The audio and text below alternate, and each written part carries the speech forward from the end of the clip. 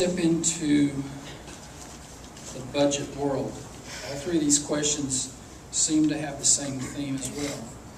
First, when we are running a deficit budget, what are your plans to correct this? Considering the deficit budget in the annex building, how do you propose to control an increase in taxes and maintain a surplus? And thirdly, will you work to stop the deficit budget we have had the last 2 years? Please address the state of affairs with regard to the budget deficit and what you propose to control it and turn it around, beginning with you, Mr. Tennant.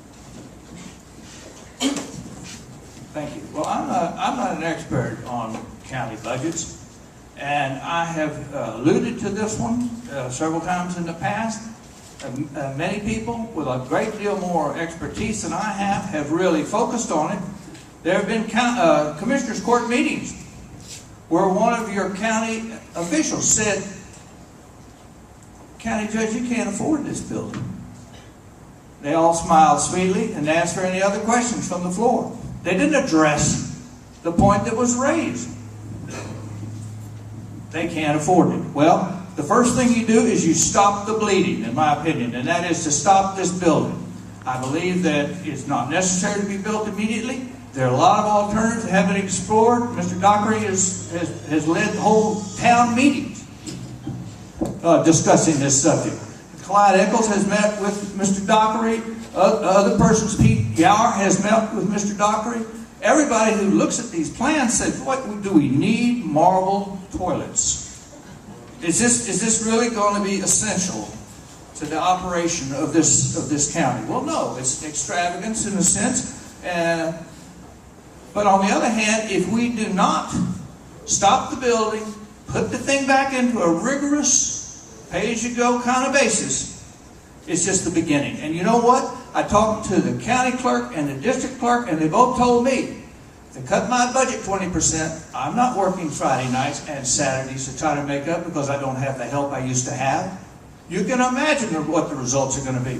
Well, she didn't have to say it. I can tell you they're going to cut back on services. And that's going to affect everybody.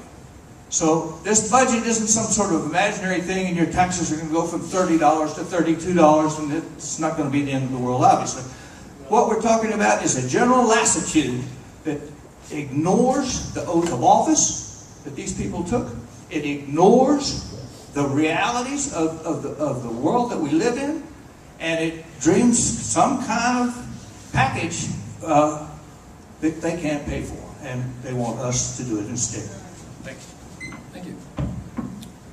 Okay, Mr. Eccles, same question with regard to the budget.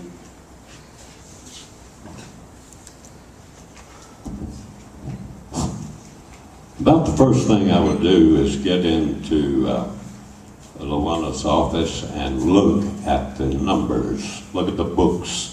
I haven't had that opportunity, been afforded that opportunity, allowed to have that opportunity.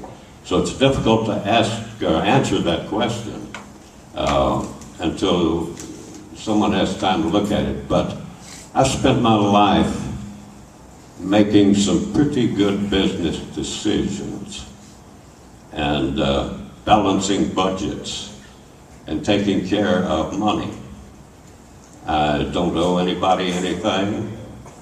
I have a reserve of money. Should I decide I want to retire, I can do it. And I think I'm qualified to look at our county books and make a decision on what we should do. And that, believe me, is one of the first things we are going to take a look at.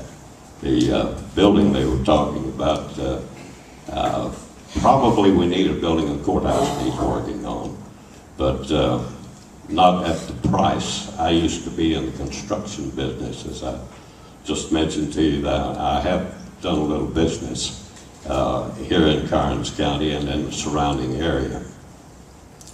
I figured the cost of that building. I had the plans available to me the day we received them. I was in the courthouse. And I sat down with those plans and I did a takeoff on, if I were the contractor, what would I bid it for? $2,268,000. The bid came up $4,600,000. Double what it should cost. And that's what people do with government money. They're always much, much more than they should be. And I wasn't allowed to answer one question about being able to legally handle things. Folks, here's a little sheet of paper that says we have a county attorney that makes $57,000 a year of your tax money. That's what he's there for, is to take care of the legal matters that the judge needs him for. And I think I'm perfectly qualified to sit on that bench and do whatever needs doing with a good county attorney's legal assistance. Thank you.